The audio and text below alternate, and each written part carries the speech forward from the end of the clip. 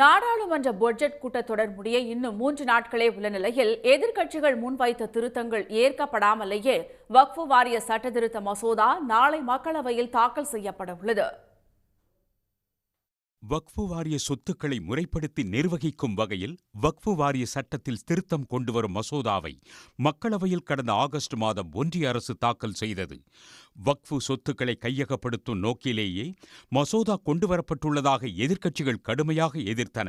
இதனால் பாஜக எம்பி ஜெகதாம்பிகா பால் தலைமையிலான நாடாளுமன்ற கூட்டுக்குழு பரிந்துரைக்கு மசோதா அனுப்பப்பட்டது.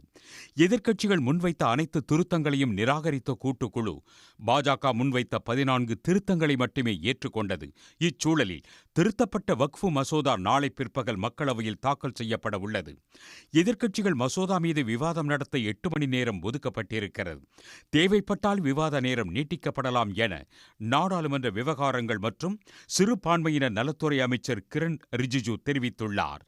இதனிடையே நாளை நாடாளுமன்றத்தில் எழுப்ப வேண்டிய முக்கிய அம்சங்கள் குறித்து மக்களவை எதிர்க்கட்சித் தலைவர் ராகுல் காந்தி தலைமையில் இந்தியா கூட்டணி எம்பிக்கள் டெல்லியில் ஆலோசனை நடத்தினர். திமுக, தேசியவாத காங்கிரஸ், திரிணாமுல் காங்கிரஸ் உள்ளிட்ட கட்சி எம்பிக்கள் இதில் கலந்து கொண்டனர். வக்ஃப் சட்டத்திருத்த மசோதாவுக்கு எதிராக வாக்களிக்க கூட்டத்தில் முடிவெடுக்கப்பட்டது. இதில் பங்கேற்ற திமுக எம்பி திருச்சி சிவா, வக்ஃப் மசோதா மீதான விவாதத்தில் திமுக எம்பிக்கள் பங்கேற்று எதிர்ப்பை தெரிவிப்போம் என்றார். Not tomorrow introduced. Tomorrow it is taken up for consideration and passing. The debate will take place. Both the houses have decided to participate. But you people will protest also? See, we are going to participate in the debate and we will express our views there on the floor of the house. That is most important. Very important bill. So our views have to go to the people as well as it should be recorded. So we will participate.